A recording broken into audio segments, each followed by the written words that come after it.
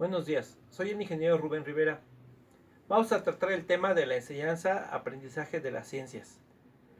Generalmente nosotros cuando impartimos clase de materias como física, química y matemáticas, establecemos una serie de teorías y de leyes que los alumnos reciben, pero nos preguntamos, ¿realmente para los alumnos ese aprendizaje les genera un conocimiento real, un conocimiento verdadero?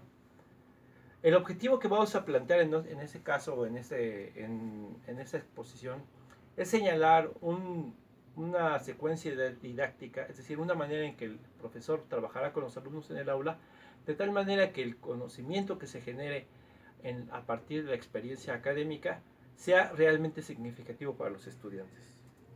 Ahora bien, nos preguntamos dos cuestiones básicas. La primera, ¿cómo se genera el conocimiento científico?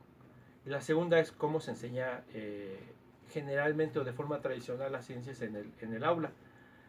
El conocimiento científico se ha generado a lo largo de la historia por una serie de procesos de ensayo y error que pues básicamente han estado generando el desarrollo de hipótesis, experimentación, confrontación con ideas previas y generación de nuevos conocimientos. Se genera toda una estructura que tiene una secuencia básica y por otro lado, la cuestión de la enseñanza siempre se está tendiendo hacia lo memorístico, hacia la recepción de información. Esta situación ha generado que el alumno no conciba el aprendizaje como algo importante, como una experiencia que trascienda más allá de recibir información, que después se olvidará después de que se tenga que hacer el examen correspondiente. Ahora bien, nosotros consideramos que al hacer un análisis histórico de la manera en que se concibe la ciencia, estamos encontrando que hay una tendencia hacia el acercamiento de las teorías y de las ideas fundamentales que vinculan la ciencia con la enseñanza. En un inicio había una separación absoluta. La parte que nosotros consideramos como empirismo es una época en donde, pues bueno, se considera que la ciencia se va generando a partir de las experiencias. Estas experiencias reflexionadas se generan en ideas y teorías específicas. Luego tenemos el racionalismo, donde la experiencia no era importante, lo importante era la reflexión mental.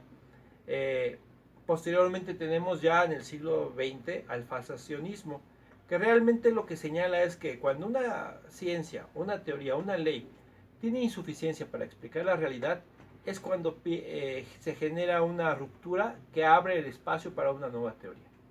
Y luego ya finalmente tenemos tendencias ya a mediados del siglo XX y a finales del siglo XX que están buscando la manera en que estas teorías se puedan concretar en el aula de una manera específica.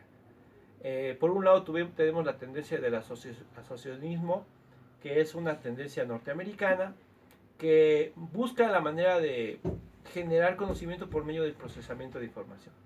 Y por otro lado, el conflicto cognitivo, que es una vinculación del constructivismo a la experiencia en el aula para generar conocimiento científico.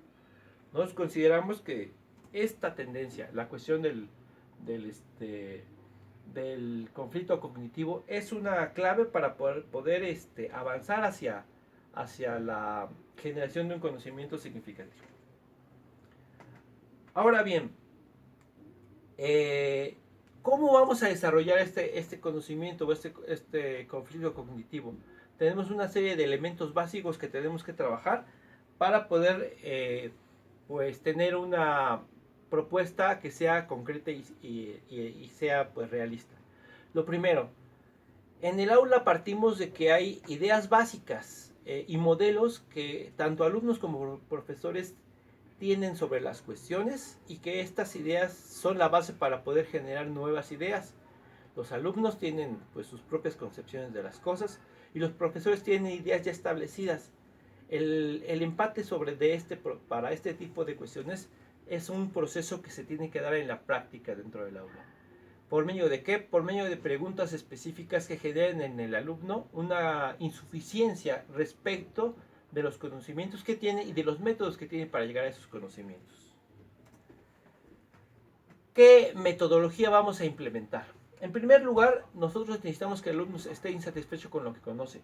En segundo lugar, que tenga una concepción científica que no sea efectivamente la que corresponda a las respuestas que necesita.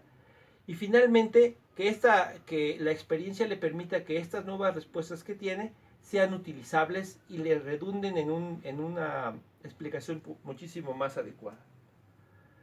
La secuencia didáctica que vamos a establecer está relacionada, primero que nada, vamos a fijar un tema, por ejemplo, la química, los enlaces químicos y la manera en que estos enlaces químicos tienen una serie de propiedades que se reflejan en la experimentación concreta. Primero que nada, tenemos que tener conocimientos, la explicación de lo que es el enlace iónico y el enlace covalente. Estos elementos se van a dar previamente y son información. Información que de entrada no es más que eso. Datos que el alumno tomará para relacionar con su experiencia. Después vamos a establecer una lluvia de ideas respecto de lo que es el enlace químico, es decir, exponer de forma abierta cuáles son los modelos específicos que tienen los alumnos sobre esta cuestión. Esta situación la vamos a vincular con los experimentos respecto de las propiedades que pueden tener los dos distintos tipos de enlaces, unos vinculados con la materia orgánica y otros vinculados con la materia inorgánica. Estos experimentos se van a ir desarrollando uno tras otro y se van a hacer registros. Estos registros nos van a permitir establecer combinación de elementos, los experimentos que ya teníamos con las ideas previas.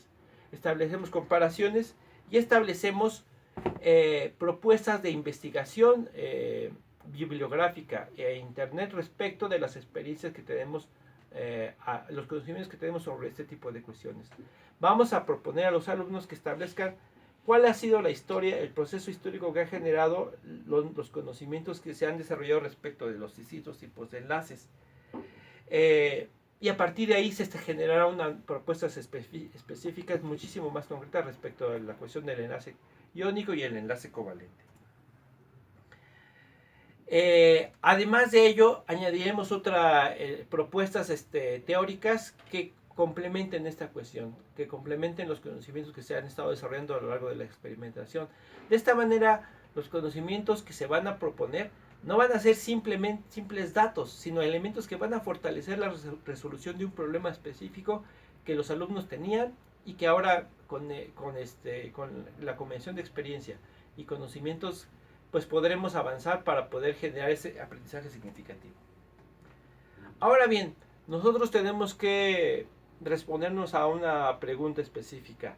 ¿Esta metodología va a ser útil realmente para que el alumno mejore su aprendizaje de las ciencias y sea útil para sus futuras asignaturas? Nosotros tenemos que decir que estará sujeto a comparación. Tenemos que comparar el resultado del trabajo académico con este tipo de metodologías con las cuestiones tradicionales. Tenemos ya más de 20 años de implementación de métodos que están vinculados con el constructivismo y es el momento en que tenemos que establecer un balance de los resultados que se han estado desarrollando. Prácticamente todas las reformas educativas que tenemos en el continente e incluso en Europa están vinculadas con estos procedimientos. Hay estudios, hay análisis y hay una serie de cuestiones que tenemos que ir trabajando para poder mejorar el aprendizaje de los alumnos. Y bueno, pues básicamente esto es todo. Les agradecemos mucho su atención y pues hasta la vista.